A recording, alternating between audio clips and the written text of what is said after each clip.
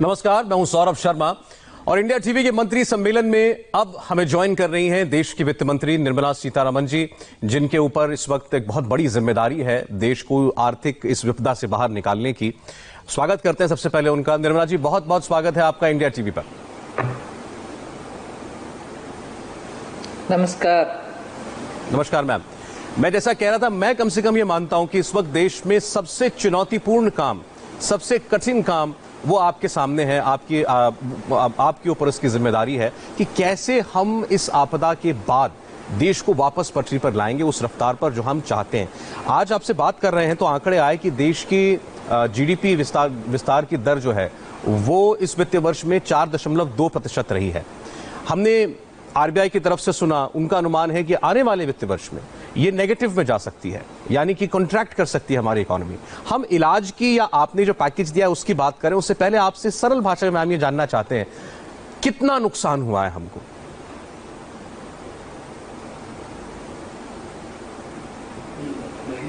आप सरल भाषा में सुनना चाहते हैं और हिंदी में।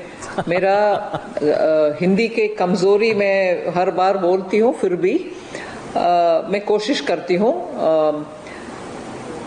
कितना नुकसान हुआ है ये तो अभी मैं समझती हूँ कठिन है बोलना, क्योंकि मार्च और अप्रैल गई पूरे लॉकडाउन में, और अभी जब लॉकडाउन हटाने के कगार में है, मगर सरकार उसके ऊपर चिंता करेगी कि कितने रिलैक्सेशन के साथ लॉकडाउन आगे चलेगी, पूरे निकालेंगे, हटाएंगे या एक आध रिलैक्सेशन देंगे। ये सब कल परसों में जब भी मालूम होगा कि मालूम होगा।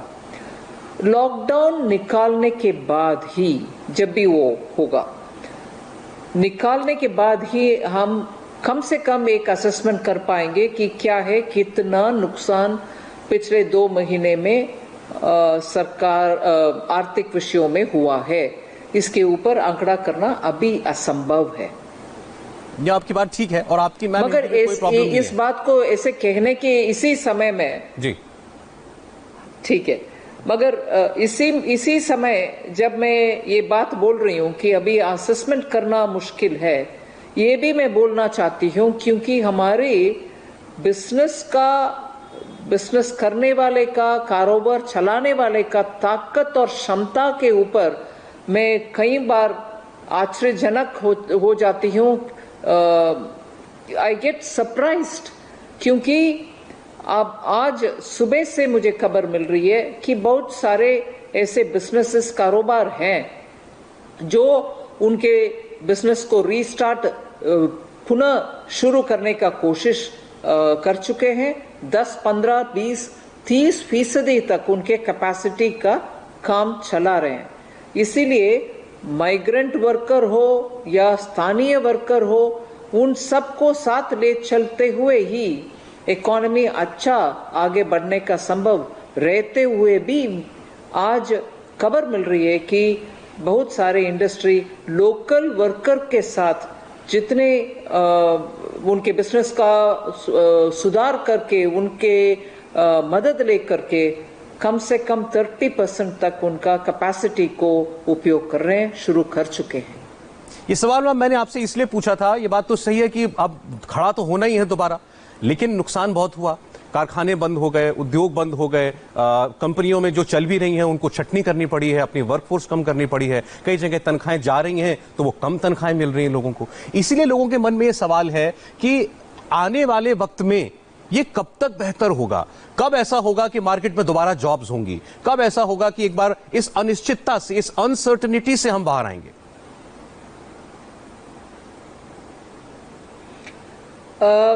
जैसे मैंने पहले कहा, ये अनसर्टनिटी से कब बाहर आएंगे ये मैं आज बोलना मुश्किल समझ रही हूँ, क्योंकि आप सोच लीजिए, लॉकडाउन टेक्निकली अभी भी लागू है। क्या ये उचित समय है कि मैं अभी कुछ आंकड़ा लूं? वो एक विषय। दूसरा, क्या कोरोना वायरस एकदम मिट गई, मतलब हम कंट्रोल में उसको ले आ पाए? We were able to control corona virus? ये भी अभी बोलने का स्थिति में हम नहीं है। हमें जरूरी है एक वैक्सीन चाहिए, बिल्कुल वैक्सीन आना है। वैक्सीन आने तक क्या हम कंट्रोल कर नहीं पाएंगे, वो भी मैं नहीं बोल रही हूं।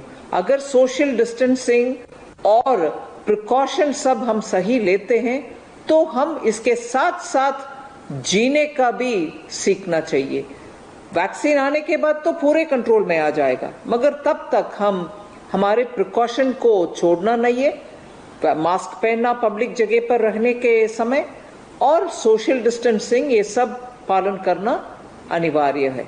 इसीलिए ये सब चलते हुए लॉकडाउन हटाने के बाद से हम थोड़ा असेसमेंट कर सकेंगे, उससे पहले नहीं। ठीक है मैम, ये तो हुई नुकसान की बात। आपने कहा अभी असेसमेंट नहीं किया जा सकता। अब मैं रिलीफ की बात करता हूं, जो आप लोगों ने एक मैसिव एफर्ट किया, 20 लाख करोड़ का, 10% देश की जीडीपी का, ये कहा कि ये हमने लोगों की मदद के लिए इतना पैसा दिया है।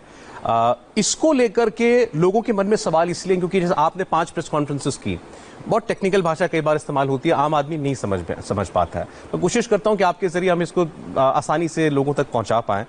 बहुत सारे विशेषज्ञों ने यह कहा कि इस 20 लाख करोड़ में से जो आदमी के जेब में सीधा जाएगा वो लगभग 3 लाख करोड़ है, और बाकी इनेबलिंग पैकेज है जिसका उपयोग करके, लाभ उठा करके व्यक्ति अपने आप कुछ कर सकता है, लेकिन वो डायरेक्ट उसकी जेब में नहीं जा रहा। क्या यह बात ठीक है? नहीं, ऐसे ही इसका इंटरप्रिटेशन देना गलत है। माफ कीजिए, क्योंकि ये 3.5 लाख करोड़ अगर आपके इंटरप्रिटेशन के द्वारा मैं समझ रही हूं कि सीधा लोगों के पॉकेट में जाएगा। अगर 3 लाख करोड़ जाएगा, अभी जाएगा तुरंत, तो इतना तो उठाने के लिए मदद मिल गया, उसको तो मानना पड़ेगा फिर। इसीलिए मैं इस डिस्कशन को ऐसे इस रास्ते पर लेके जाना उचित नहीं समझती हूं। हमने इस पैकेट में कितना बैंकों के द्वारा देना है, कितना सीधा कारोबार चलाने वाले के हाथ में जाना है, ये सब सोच विचार करने के बाद ही, चाहे वो बिजनेस चल रही है, चाहे वो बंद पड़ा है, चाहे वो बंद होने का कगार में है, कोई भी हो, और सिर्फ कुटीर और छोटे उद्योग, लघु उद्योग के लिए ही मात्र नहीं है, ये जो भी कारोबार करने वाले हैं वो भी इसमें आ सकते हैं, मगर जरूर कुटीर और लघु उद्योग के लिए जरूर बनाया गया। मगर इसके आगे पीछे भी जितने भी कारोबार हैं उन सबको भी ये मदद मिलेगा। इसका मतलब क्या है? तुरंत आपको आपके बिजनेस आज से शुरू करने के समय आपके हाथ में पैसा नहीं होगा, क्योंकि पिछले 2 महीने से आपका कमाना, खर्च करना कुछ भी नहीं हो पाया, इसीलिए आपके हाथ में पैसा नहीं होगा। मगर तुरंत आपके हाथ में बैंक के द्वारा, जहां आपसे नया कुछ सिक्योरिटी नहीं मांग रहे, नया कुछ कोलैटरल नहीं मांग रहे, और ये नहीं बोल रहे आप एलिजिबल नहीं हो, आप चले जाओ, कंपल्सरी, ऑटोमेटिक, ये शब्द को मैंने इसीलिए उपयोग किया कि जो भी हो उनको मिलना ही फर्स्ट कंडीशन। और ये नहीं है कि आपको हम बोलेंगे आप एलिजिबल है इसीलिए ले चलो। हम तीसरी बात भी बोले कि अगर वो कस्टमर बोलता है, अगर वो कारोबार चलाने वाले बोलता है मुझे नहीं चाहिए, सिर्फ उनको छोड़ो, बाकी सबको दो। इसका मतलब ये है कि जितने भी छोटे कारोबार आप चला रहे हो, रेडी पटरी में फूल या फल बिकने वाले हो, आपको भी मदद मिलेगा। आपसे लेकर के टूरिज्म के लिए छोटा सा कारोबार चला रहे, बुकिंग कर रहा है, टिकट किसी को इधर से गया भेज रहा है या तो बनारस भेज रहा, वो टूरिज्म ऑपरेटर को भी इसमें मदद मिलेगा। किसान को अलग हिस्से में दे रहे हैं। ये नहीं, ये हम एक छोटा सा 3 स्टार होटल चला रहे हैं, 2 स्टार होटल चला रहे हैं, मुझे तो पिछले 2 महीने से दिक्कत है, आपको भी मिलेगा। इसका मतलब हर एक कारोबार चलाने वाले के हाथ में पैसा जब जाएगा, वो तुरंत कहां जाएगा जी? तुरंत उनके पास काम करने वाले का वेजेस, सैलरी मिलेगा। पिछले 2 महीने से जो रुका पड़ा है उनके हाथ में मिलेगा। दूसरा, वो बिजली का बिल भरवाएगा। तीसरा, वो बिजनेस चलाने के लिए जो भी, मान लीजिए एक दुकानदार है, शॉप में जो भी चीज है उसमें एक आध टूटा पड़ा है, डेट क्रॉस हो गया है, वो सबको वो नया चीज ले आकर के रख भी सकता है बैंक के पैसा के द्वारा। बिजनेस शुरू करने के लिए जो खर्च करता है वो दूसरे के डिमांड, मेरा डिमांड दूसरे का सप्लाई है जी, इसीलिए मेरे हाथ में पैसा जब मिलता है, मेरा बिजनेस शुरू होता है, दूसरे के सप्लाई करने के लिए पैसा जाता है। इसीलिए हम इस रास्ते को अपनाया। इसमें सेक्टर वाइज नहीं बोला, होटल के दे रहे हैं, टूरिज्म को नहीं दे रहे हैं, टेक्सटाइल को दे रहे हैं, मगर ट्रेडर को नहीं दे रहे हैं, ऐसे बंटवारा नहीं की। जिनको भी चाहिए वो ले लें। छोटा मीडियम साइज उद्योग के लिए प्रामुख्यता दे रहे हैं, मगर अमाउंट देखिए, इतने बड़ा सा अमाउंट देने के बाद वो ज्यादातर लोग को पहुंच ही जाएगा।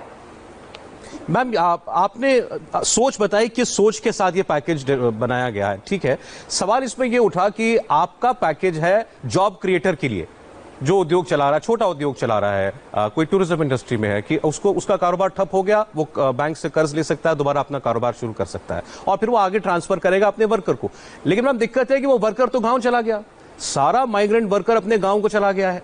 अब जो जैसे राहुल गांधी ने मांग की कि आप सीधे उसके खाते में 7,500 रुपए अगले 6 महीने के लिए डाल दीजिए, उसकी दाल रोटी कम से कम चलती रहेगी। ये ठीक है कि उद्योग खड़ा होगा, लेकिन इस वक्त इमीडिएट रिलीफ के लिए अगर डायरेक्ट कैश ट्रांसफर किया जाता, आपको लगता है कि वो पॉसिबल था? कैश ट्रांसफर के रास्ते पे चलते हुए ही घर में खर्च के लिए वो पहला अनाउंसमेंट जो हुआ, प्रधानमंत्री गरीब कल्याण योजना, लॉकडाउन अनाउंस करने के तुरंत बाद जो अनाउंसमेंट हुआ उसमें कैश ट्रांसफर ही हमने किया। महिलाओं के अकाउंट पर कैश ट्रांसफर किया, जिससे उनका खर्च, परिवार चलाने के लिए जो खर्च चाहिए उनके लिए भेज दिया।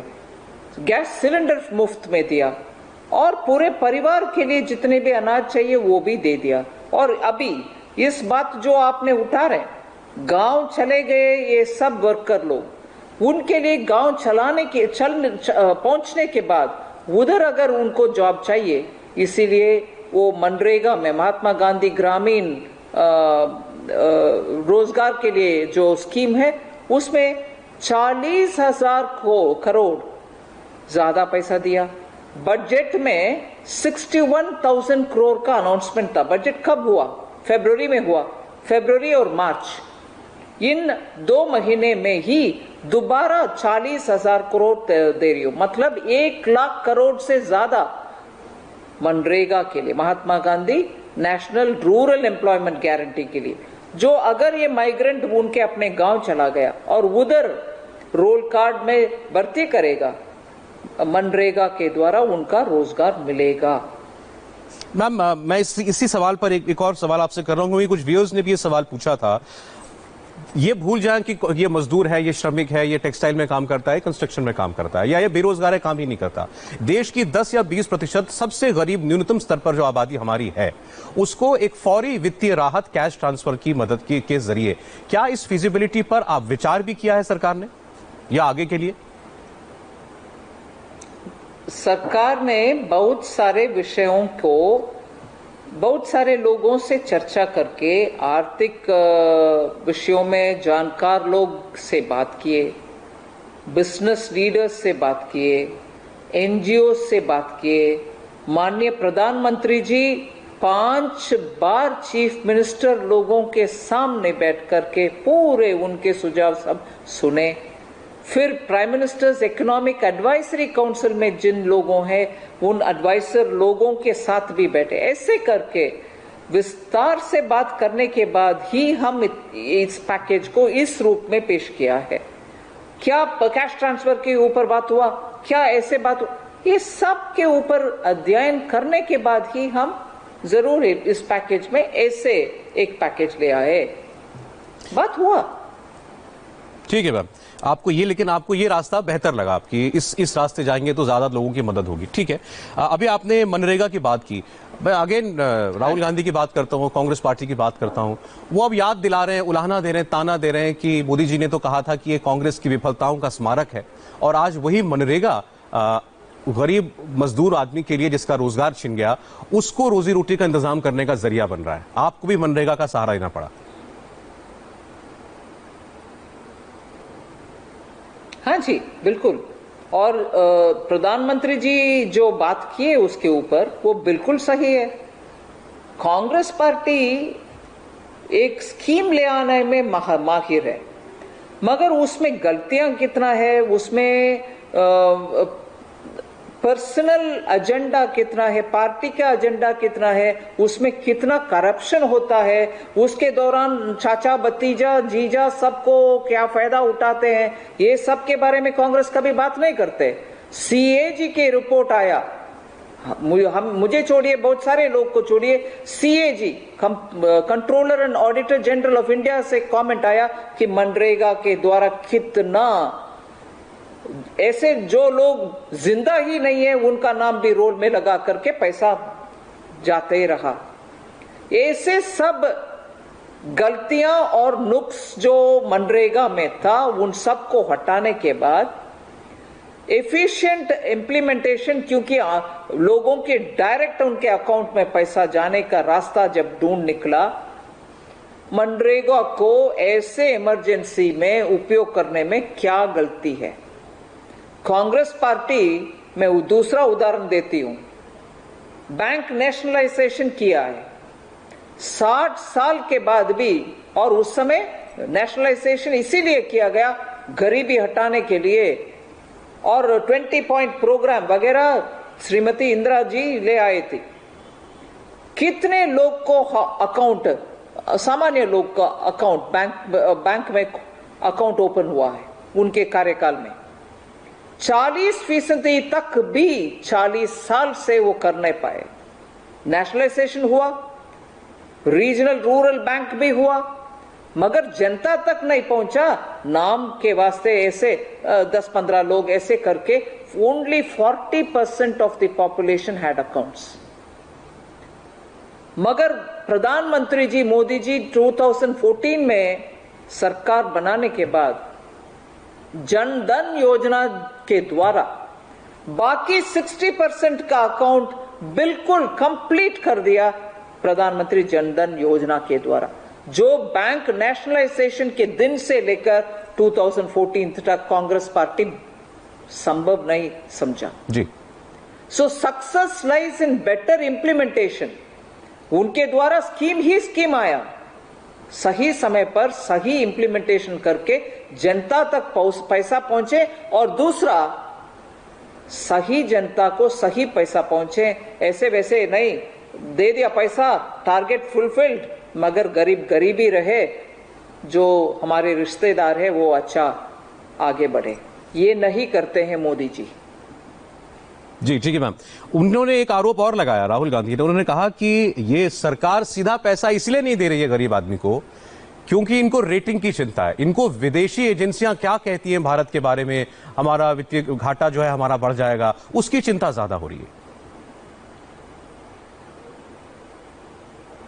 राहुल गांधी जी बहुत बातें बोलते हैं, मगर उनका समझ उस विषय में अगर है तो ये भी वो मानना चाहिए कि इस सरकार के द्वारा ही गरीब को जो फायदा वो हो सकता है वो सब करके आ रहे हैं।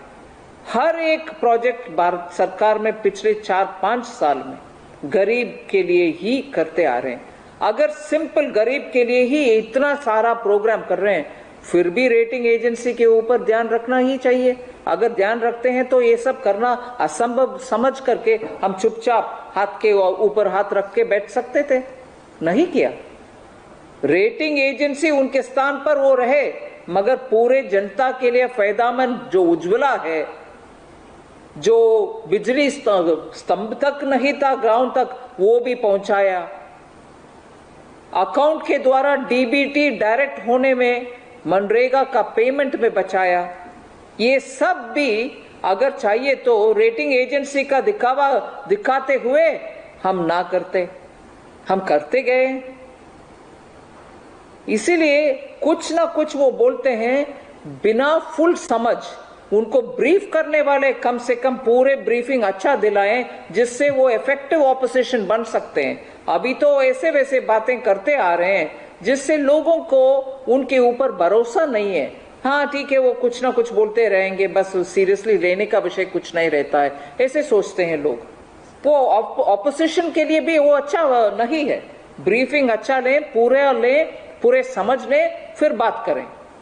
वो तो ये भी कह रहे हैं मैम कि लॉकडाउन पूरी तरीके से फेल हो चुका है, लॉकडाउन हैज फेल्ड, और 4 घंटे के नोटिस में आपने लॉकडाउन कर दिया। उस वक्त आपने ख्याल नहीं किया मजदूरों का क्या होगा, जो ये हजारों किलोमीटर पैदल चल के जो लोग अपने घरों को गए, उसकी तस्वीरें आपने भी देखी होंगी। ये नौबत ना आती। वो पहले उनके सरकारों के लिए एडवाइस देना शुरू करें जी। मुझे दुख लगता है, उनके बात उनके सरकार ही मानते नहीं है, इसीलिए हमारे लिए बोलते रहते हैं। हम सुनते हैं उनको, ठीक है, ऑपोजिशन लीडर है, सुनते हैं, मगर ये स्पष्ट हो गया है जो सरकार वो चला रहे हैं महाराष्ट्र में, छत्तीसगढ़ में, राजस्थान में, वो ही इनके बात को मानते नहीं है। नहीं तो वो ये लॉकडाउन को उनके तरफ से पहले ही क्यों घोषणा करेंगे? क्या महाराष्ट्र माननीय मोदी जी के द्वारा लॉकडाउन अनाउंस करने से पहले घोषणा नहीं की है लॉकडाउन का? तब कहां गए थे राहुल गांधी? उनको बोलना था कि लॉकडाउन कभी ना करो भैया, उससे फायदा नहीं है। वो उनको बोलना असंभव समझा, उनको एडवाइस नहीं किया। इसीलिए राहुल गांधी जी जरा प्लीज जरूर एडवाइस करिए, आपके सरकारों को पहले एडवाइस करिए, फिर बाद में मोदी जी को एडवाइस करना करिए।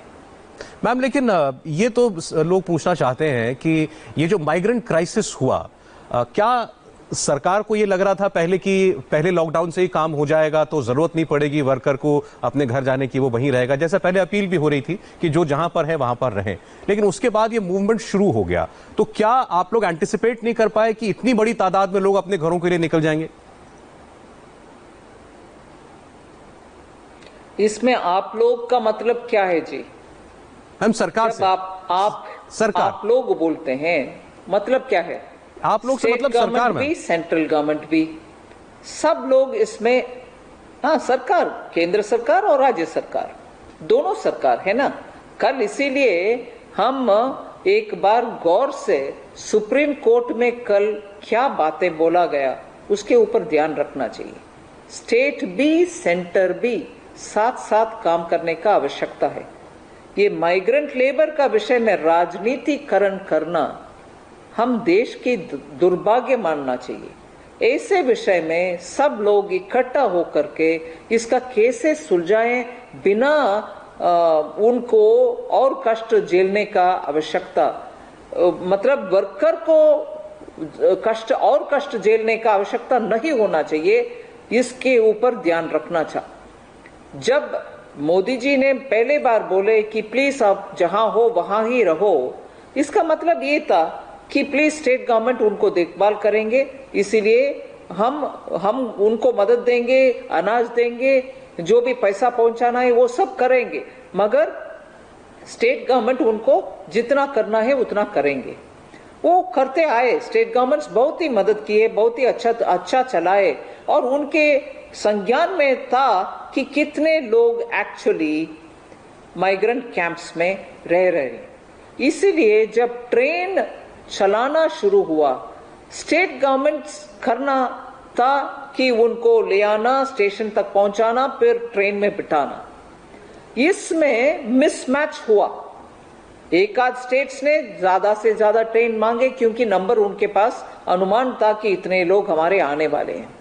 बाकी सब राज्यों में जब उनका डिमांड धीरे से आना शुरू हुई, भारत देश का ताकत यही है ना, वर्ड ऑफ माउथ बोलते हैं, एक दूसरे को बोलते हैं, तीसरे चौथे, ऐसे वर्ड पावर इतना फास्ट चला है। माइग्रेंट्स को लगा, कई राज्यों में उनको लगा हमारे चांस पता नहीं कब आएगा, हमारे नंबर कब आएगा, इसलिए पैदल जाना शुरू करना बेटर है क्योंकि पता नहीं कब ट्रेन आएगा। ये दुर्भाग्य है कि लोग उनके अपने रास्ते पर चल पड़े क्योंकि उनको मालूम नहीं था कि कब निकलेंगे। इसीलिए मैं किसी का दोष ना ठहराते हुए ये बात बोलना चाह रही हूँ, ऐसे एक पैंडेमिक है जो कभी नहीं इस देश का अनुभव रहा, इसीलिए इसका कोऑर्डिनेशन करने में चाहे वो राज्य सरकार हो, केंद्र सरकार हो, कोई भी हो, और इससे हम कोऑर्डिनेशन बेहतर करने का बहुत सीखना चाहिए। मैम, अगर आप थोड़ा सा भविष्य की बात करें, प्रधानमंत्री ने कहा हमें आत्मनिर्भर भारत बनाना है, हमें इंडिपेंडेंट होना है। इसका मतलब अगर आप आज हमको समझा सकें, बहुत से लोगों ने इसका मतलब ये निकाला कि अब स्वदेशी अपनाओ, विदेशी प्रोडक्ट को बॉयकॉट कर दो, भारत में जो बनता है उसी उत्पाद का इस्तेमाल करो। ये आत्मनिर्भर भारत की डेफिनेशन क्या है? नहीं, आत्मनिर्भर भारत का डेफिनेशन ये है कि भारत में बहुत सारे हमारे ताकत का विषय है। हम बहुत सारे विषय कर, ये उदाहरण लीजिए ना, जब लॉकडाउन शुरू हुआ उस समय इस देश में पीपीई, पर्सनल प्रोटेक्शन इक्विपमेंट तैयार करने वाले ना के बराबर थे। आज करोड़ों के संख्या में पीपीई तैयार हो गया है और देश में ही वितरण हो रही है और विदेश में एक्सपोर्ट करने का क्षमता भी हमारे पास है। चाहे वो पीपीई हो, चाहे वो मास्क हो, हम बनाने का इमीडिएटली दिखाया हमारी ताकत। ऐसे हमारे एंटरप्राइजेस के पास बहुत सारे उनके अपने शक्तियां हैं, उनका अपना स्ट्रेंथ्स है। उन सबको उपयोग करते हुए भारत देश विदेश को बहुत सारे सप्लाई कर सकते हैं। आत्मनिर्भर का मतलब ये नहीं है कि हम पूरे दीवार चारों ओर खड़ा रख के हम हमारे ऊपर ही डिपेंडेंट रहेंगे, ये नहीं है बात।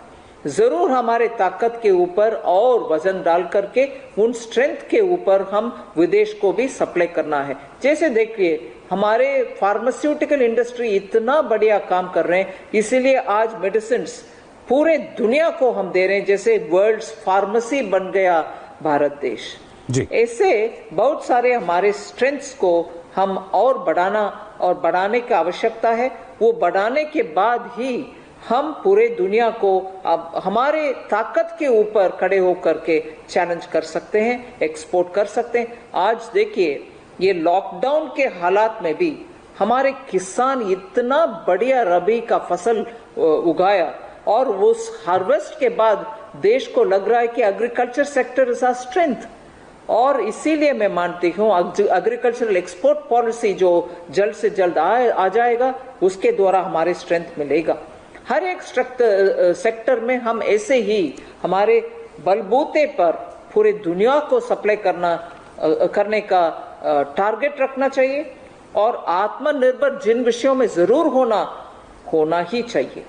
जो पहले हमारे स्ट्रेंथ था वो सब खो बैठे हैं। एक्टिव फार्मास्यूटिकल इंग्रेडिएंट्स जो आवश्यक रॉ मटेरियल है फार्मास्यूटिकल इंडस्ट्री का, वो हम बहुत बढ़िया बनाते थे 10-15 साल पहले तक। फिर तो आ गए ऐसे काल जो हम पूरे के पूरे इंपोर्ट कर रहे हैं। क्या ये इसको बदल नहीं सकते हैं हम? यही है आत्मनिर्भरता का चर्चा। मैम, प्रधानमंत्री का जो आखिरी संबोधन था देश के लिए, उसमें उन्होंने कहा था कि हमें इस विपदा को एक अपॉर्चुनिटी बनाना है कि कैसे हम इसका यहां से हम कैसे एक और बेहतर भारत का निर्माण कर सकते हैं। तो मैं आपसे ये पूछना चाहता हूं कि जो रिफॉर्म्स की बात है, इस अपॉर्चुनिटी को रिफॉर्म्स के लिहाज से आप लोगों ने कैसे लिया? कौन से मेजर स्ट्रक्चरल रिफॉर्म्स हैं जो इस पीरियड में किए जा सकते हैं या किए गए? अभी आप देखिए, किसान के लिए हम एग्रीकल्चर सेक्टर में रिफॉर्म, इतना बड़ा सा एक रिफॉर्म ले आए जो हमारे इकोनॉमिक एडवाइजर ने हमें एक बार बोले कि खिलजी डायनास्टी के समय जो हमारे किसान के ऊपर रेस्ट्रिक्शन आया कि आप इन लोगों को ही आपके फसल का बेनिफिट दोगे, इनको ही आप सेल करोगे, ऐसे रेस्ट्रिक्शन तब भारत देश में आया जो आज तक हटाया नहीं गया। मोदी जी को मैं नमन करना चाहती हूं, इस विषय में इतना सख्त रह करके किसान को ये हक देना चाहिए, क्योंकि कोई और उत्पादक उनके प्रोडक्ट को सेल करने के समय ऐसे कंडीशन लगाते हैं, हम किसी और के ऊपर नहीं, सिर्फ किसान के ऊपर ये पाबंदी है कि आप लाइसेंस जिनके पास है, आपके क्षेत्र में जो रहते हैं उन्हीं को आप बेचना है, जिससे किसान को अच्छा दर जो मिल सकता है वो नहीं मिल पाता। इसीलिए मैं मानती हूँ एक बड़ा सा रिफॉर्म मोदी जी ने किसान के फेवर में भारत देश में इस बार ले आए, इस मौके पर ले आए, ये कोरोना पैंडेमिक के समय ले आए। यही है एक हमारे चैलेंज को अपॉर्चुनिटी का रूप में बदलने का ये मौका मिला और मोदी जी उसका फायदा तुरंत किसान के लिए दिलवाए। ये एक मेजर स्टेप है। ऐसे ही पावर सेक्टर में भी, क्योंकि बहुत सारे राज्यों में किसान के लिए मुफ्त में इलेक्ट्रिसिटी देते हैं, देने दीजिए, हमें कुछ आपत्ति नहीं है, मगर कोई ना कोई उसके लिए पेमेंट तो करना है। उस पेमेंट अगर समय पर डिस्ट्रीब्यूशन कंपनीज को मिल जाता है तो फिर वो जनरेटिंग कंपनीज को पेमेंट कर पाएंगे। अगर जनरेटिंग कंपनीज को समय पर पैसा मिलता है तो इलेक्ट्रिसिटी सप्लाई सही समय पर सही मायने में सबको मिल पाएंगे।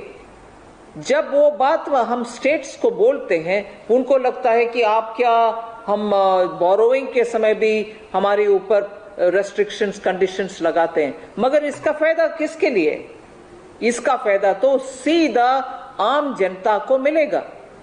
सही समय पर कोई ना कोई पेमेंट तो करना है। अगर आप चुनाव के समय आपके मैनिफेस्टो में बोलते हैं मैं किसान के लिए फ्री में पावर देता हूं, दे दीजिए, कोई रोकने वाले नहीं है, मगर उसके लिए बजट में प्रोविजन तो दिखाओ। उस प्रोविजन के द्वारा डिस्ट्रीब्यूशन कंपनी को सही समय पर पैसा तो दिलवाओ। ये ही ना अभी हम रिफॉर्म के नाते आगे बढ़ रहे हैं। इसीलिए इसमें संकोच करने का आवश्यकता नहीं है, कोई राजनीति नहीं है, कोई ये नहीं है कि केंद्र सरकार राज्य सरकार के ऊपर दबाव डाल रही है। ये दबाव ही नहीं है, ये रिफॉर्म के लिए हम मांग रहे हैं कि जनता के भविष्य के लिए प्लीज आप इसका कर दो। ऐसे रिफॉर्म ले आने के लिए मौका अभी हमें मिल रहा है, ऐसे हम समझ रहे हैं। मैम, मैं आपके पास भी ज्यादा समय नहीं है, मैं जल्दी जल्दी 2-3 सवाल व्यूअर्स ने हमें भेजे हैं, वो मैं आपसे पूछना चाहता हूं। ये ट्विटर पर सवाल आया हमारे पास। आसिफ ये पूछना चाहते हैं आपसे कि क्या मिडिल क्लास की जो ईएमआईज हैं, जो उनके कर्ज चल रहे हैं, क्या वो 6 महीने के लिए माफ हो सकते हैं? हमारे देश में किसानों के कर्ज माफ कर दिए जाते हैं जब जरूरत होती है। आज विपदा सब पर है, क्या मिडिल क्लास का जो कर्ज चल रहा है ईएमआई, वो माफ हो सकता है? उसके ऊपर बहुत सारे रिकमेंडेशंस आए हैं, लोग मांग रहे हैं, लोग इसके ऊपर कुछ उनके अपने विचार रख रहे हैं। मैं इस समय उसको कुछ बोल नहीं सकती हूं, मगर जरूर उनका रिक्वेस्ट आया है, सरकार उसके ऊपर सोचेगी। जी, एक सवाल आया है मैम, ये कुलदीप राजपूत हैं, ये पूछ रहे हैं कि प्राइवेट जॉब्स में काम करने वाले लोगों का क्या होगा, क्योंकि कंपनियां या तो अब वर्कर्स को निकाल रही हैं या फिर उनको लॉन्ग लीव पर भेज रही हैं। अब जब इतना बड़ा प्रोविजन आपने किया है और अभी आपने इसी प्रोग्राम में मुझे बताया कि उसका फायदा उन्हीं कंपनियों को मिलने जा रहा है जो वो आगे ट्रांसफर करें अपने वर्कर्स को, अगर कोई ऐसा नहीं करता है तो क्या उस पर कोई कार्रवाई करेंगे ताकि जॉब्स बचें? अब जरूर इसके ऊपर जो भी अफेक्टेड है, अगर किसको नहीं मिल रहा है, ये शिकायत के नाते नहीं, मगर खबर हमें मिलने दीजिए, जरूर पहुंचाइए। आप बहुत वरिष्ठ पत्रकार है, आपको ऐसे कुछ शिकायत आते हैं तो हमें भेज दीजिए, उसका सुलझाने के लिए रास्ता ढूंढ लेंगे, जरूर मदद करेंगे। जी, एक आखिरी सवाल है मैम, इसमें मैं नाम नहीं ले रहा हूं किसी का, क्योंकि ये बहुत सारे लोगों ने सवाल किया है। उनकी मांग है कि ये जीएसटी लेट फीस, ये एक तलवार की तरह गर्दन पर लटक रही है, तो ये जीएसटी की लेट फीस जो है ये माफ हो।